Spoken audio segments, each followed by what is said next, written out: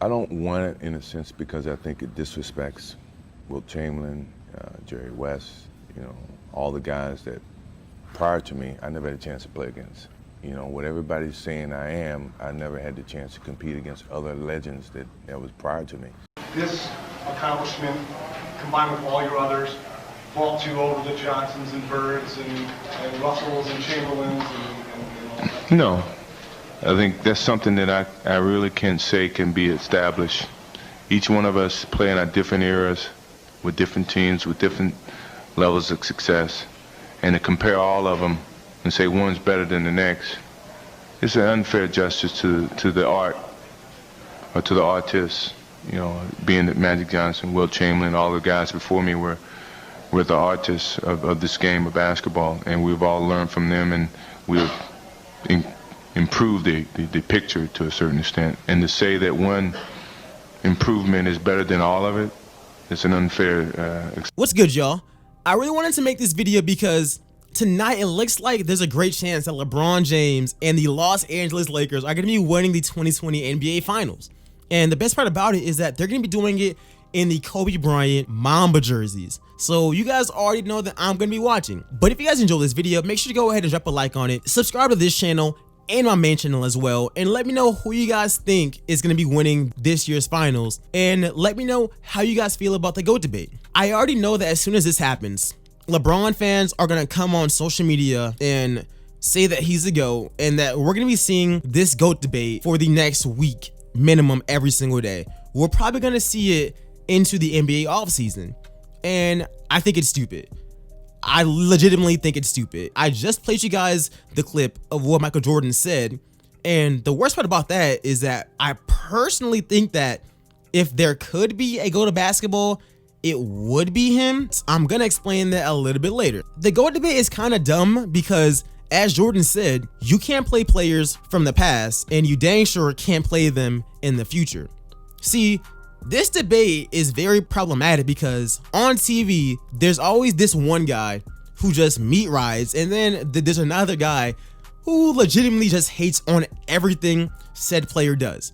It's very redundant. But looking at this debate, if you are a top 20 player of all time, what is the problem with that? Like, that's the first thing that I want to talk about. People make it seem like if their favorite player is not widely considered as the best, and people think that they're number 2, 3, 4, or 5, that for some reason it's some kind of slight. It's kind of ridiculous when you think of how many people have picked up a basketball, not just in the NBA, but in the entire world. It's already really impressive as it is. If you look at the top 10 players that people consider in the top 10, most of them have no weaknesses unless you're looking at big men. I mean, clearly, Wilt Chamberlain, Shaq, and Kareem are not pulling three-pointers. But the way that I look at GOATs is your stats, what you accomplished, your influence, and how you changed the game of basketball. And that's why I think this debate is insane to me. And that's why in my top 5, I have Kobe, I have Bron, I have Jordan, I have Magic, and I have Kareem. Because I feel out of everyone, those guys have changed basketball the most. Those guys have championships. Those guys have the numbers, and those guys just have the overall influence. Like, I've never seen anybody say that I modeled my game after Karl Malone or even Tim Duncan. And look, that's not even a shot at him. But I think that those guys alone, their influence on the game inspires their greatness. This is not a best player of all time debate, and I think that is what people have gotten so much confused. You look at LeBron James, you look at Michael Jordan, you look at any of these guys and look at what they accomplished. Who cares if LeBron is counted as number 2? I also want to look at this thing objectively as well and just be unbiased as possible. If you are extremely unbiased, Michael Jordan does have the least flaws in his entire resume. I mean, he's the only superstar that we have possibly never seen melt down and lose. And that's something to his credit. And look, I know that me saying that it isn't to have people saying you just called Jordan the GOAT. There is no greatest player of all time. However, if there was, he definitely is the closest, because if you think about it, he played 12 years in Chicago and won 6 rings.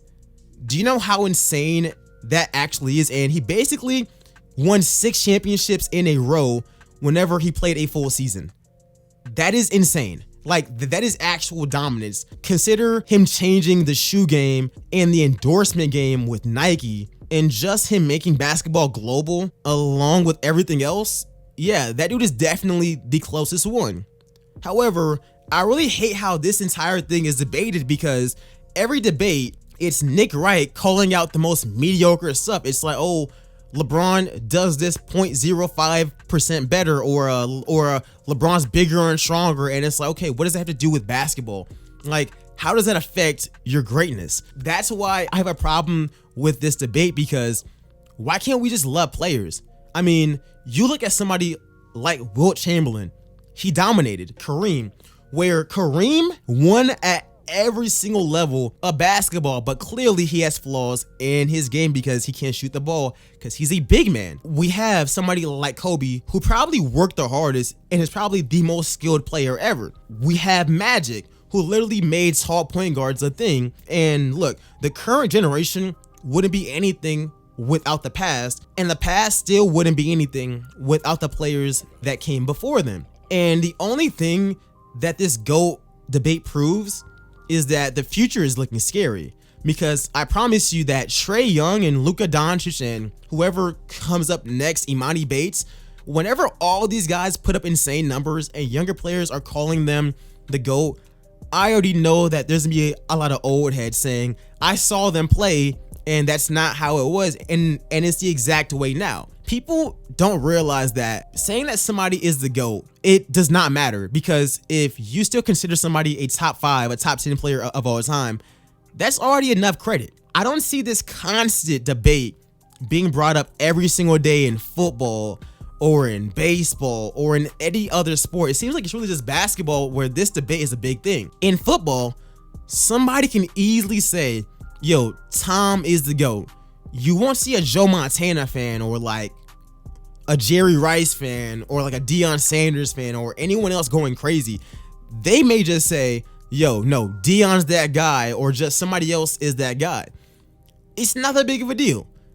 But guys, let me know what you guys think of this debate. I think this debate is insane. I think that all of the players in the top 5, in the top 10, they all have their case. But guys, like I said before, if you guys enjoyed this video, make sure to go ahead and drop a like on it. Go ahead, subscribe as well. Who is y'all's GOAT? Or do you guys think that the GOAT does not exist? Because personally, it might be better to actually just say, who's the GOAT of a certain era? And I think that's a lot better. But guys, that's it for this video. Check out all the other videos on the screen right now. I've broken down the NBA's low ratings, and MAGA social media went crazy on me for no reason. And I also talked about Kyrie Irving and why the media hates him.